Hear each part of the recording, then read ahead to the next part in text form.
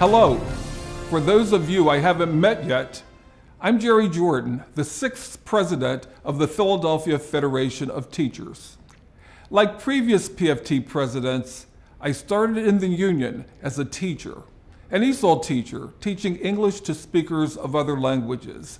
And as every teacher knows, you can take the teacher out of the classroom, but you can't take the classroom out of the teacher.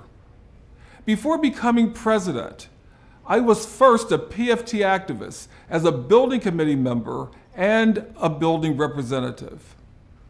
In my different positions in the union, I have come to greatly appreciate the role and expertise that the instructional support members provide to our students and to the union. Like some of you, but fewer every contract year as new members come into the union, I have lived and experienced much of the PFT's history, the challenges, the fights, the victories, and the setbacks. Many here today, though, have not. Some think that the benefits we have today were somehow just bestowed on us, that simply due to their employment, their benefits and rights are guaranteed, that winning a new contract every few years which protects those rights is automatic. So, before we begin tonight's meeting, before we can write the next chapter of PFT history, it is important to review and reflect on the past fights and sacrifices. The simple truth is that if we didn't fight and sacrifice, we didn't win any improvements for us or our kids. You see, the PFT won the right to collective bargaining in 1965. In the days before the union, life before the union was arbitrary. If you were a pet of the principal, you got a wonderful roster and all sorts of considerations. If the principal, for no reason at all, just took a dislike to you, your life was hell. Before 1965, before the PFT, things in the school district of Philadelphia were very different. All of my preparation time before the union was done at home. I had more than 50 students in each class, not enough seats in the room. Dr. Martin Luther King urged the teachers to support the PFT. The Philadelphia Federation of Teachers, with their moral commitment to sound educational opportunity and policies for pupils and fair personnel practices for teachers, would bring great gains to 270,000 schoolchildren in the city of Philadelphia.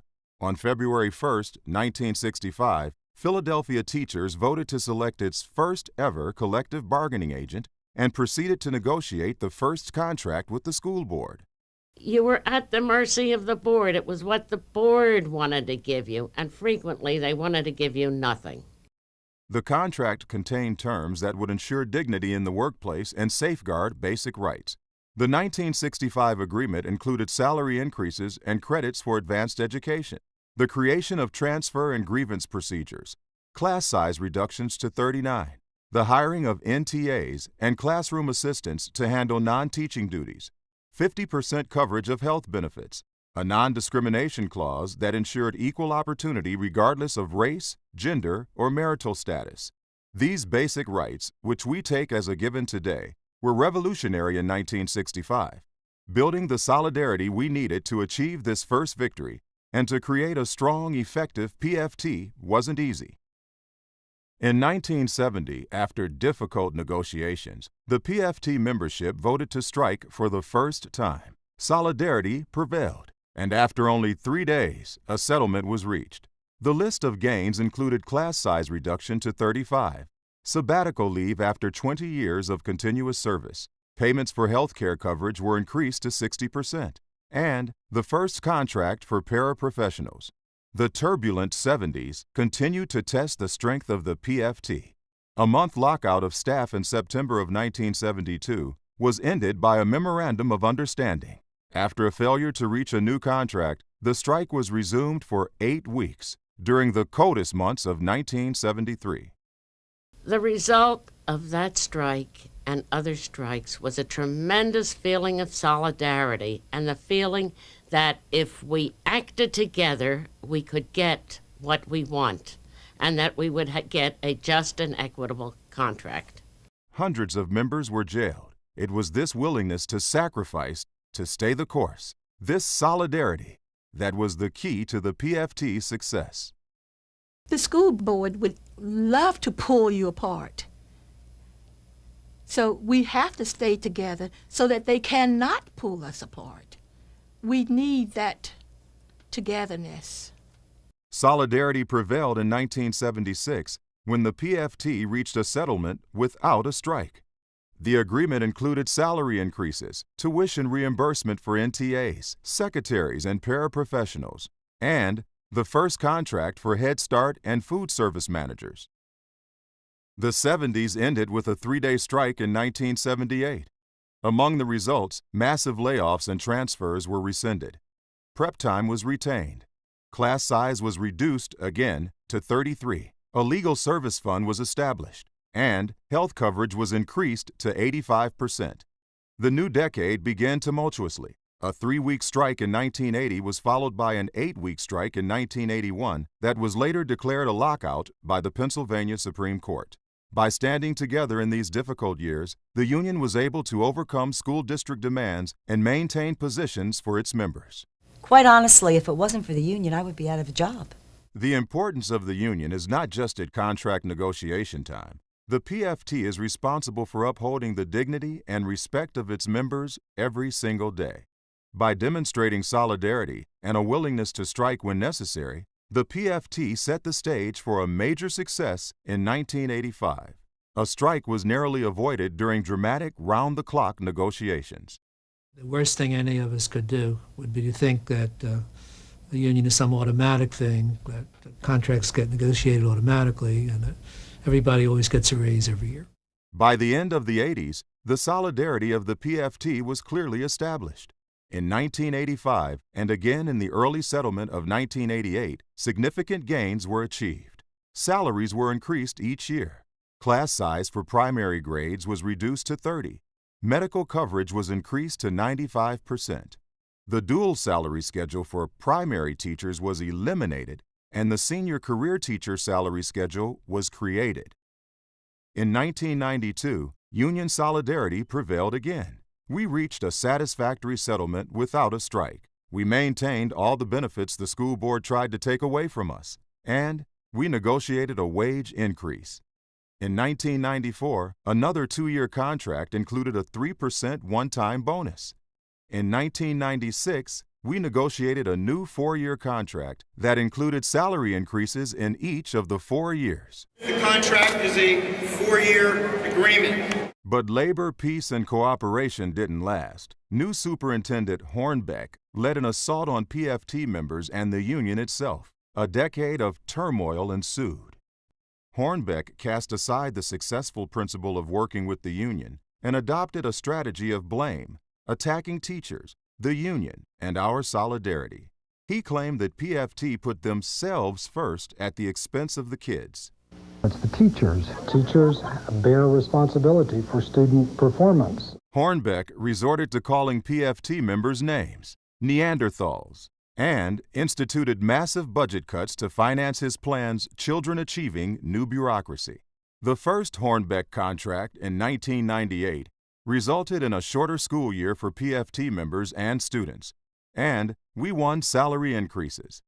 Then, Hornbeck unilaterally reconstituted 2 high schools, Olney and Alden Reed, saying he would replace each and every member of their staff. I was at Alden Reed today. The teacher said, give us those resources. We can do it. I think it's union breaking. The PFT immediately fought back to protect member rights, a fight we won through grievance and arbitration. Next, Hornbeck attacked the state legislature, implying racism in their school funding decisions. He threatened to close the schools if no new money was found for Philadelphia. In 1998, they reacted by passing a new law, Pennsylvania Act 46, which created the School Reform Commission, the SRC, and it opened the door to for-profit schools and charter schools, and it took away the right to strike legally. passed in the dead of the night. That act allowed for a state takeover of the schools and threatened every contract right we had won in over 30 years. In 2000, before the schools had been officially distressed and taken over, Mayor Street tried to impose his will and a new contract on PFT members. On Friday, October 27th, the PFT announced a strike. Shame on you! Negotiating over the weekend, a settlement was reached allowing the schools to open the following Monday. While some things did change, benefits remained intact and PFT members won a 14% increase over the course of the new 4-year deal. With yet another new superintendent, Paul Vallis, with his own plan, the PFT secured another 4-year contract in 2004, one that increased salaries 9% and protected all major benefits. In 2008, with a new mayor running the city, the PFT agreed to a 1-year contract extension that protected rights and benefits as we began the recession. Some calm and normalcy returned to the PFT, if not to the city or the school district. 2009 brought yet another new superintendent, Arlene Ackerman. We won positive benefits and increases then, too. 6% raises in that contract. Now the circle has come full. Times and attitudes have soured. With each new SRC disaster, they seek to make us the scapegoat rather than addressing their own failures and the need to increase funding for the schools. The challenges we face are as great as any we have faced since the formation of the PFT. They want to take us back to 1965. The SRC wants us to fix their deficit, reducing our pay by up to 13% and taking another 13% to pay for health care. There would be no caps on class size. Preparation time would be controlled by the principal, and the principal would decide who stays and who does not when there is a reduction in staff. The superintendent would determine who best meets the needs of students when layoffs are necessary. Their mantra, "This is about the children," is a fraud. The SRC is kneeling to the big money that wants charters, vouchers, and an end to collective bargaining. The lessons of the past are clear. With solidarity, the Philadelphia Federation of Teachers can face the challenges ahead by standing together for dignity and respect. It has never been easy to be a teacher or appreciated as a valued citizen as a school district employee. When I started, we were paid over 10 months and most had 2 jobs. But we had a special bond. We've always known that if we failed, the kids would fail.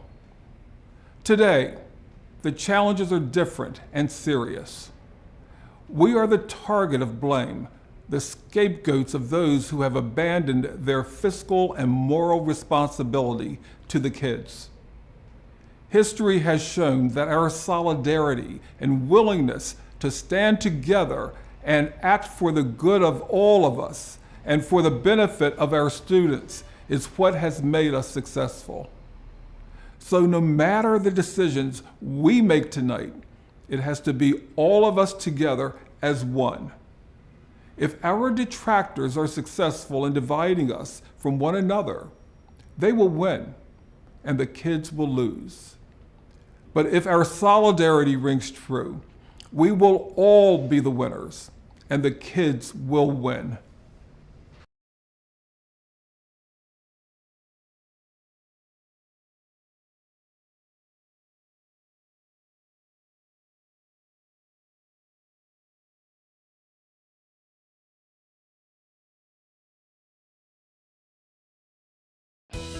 Philadelphia Federation of Teachers President, Jerry Jordan.